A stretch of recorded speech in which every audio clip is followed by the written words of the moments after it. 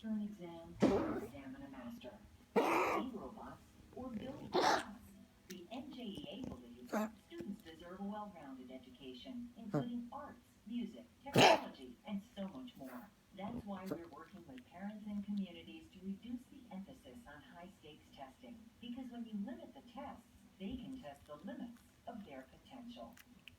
All right, who can tell me what this is?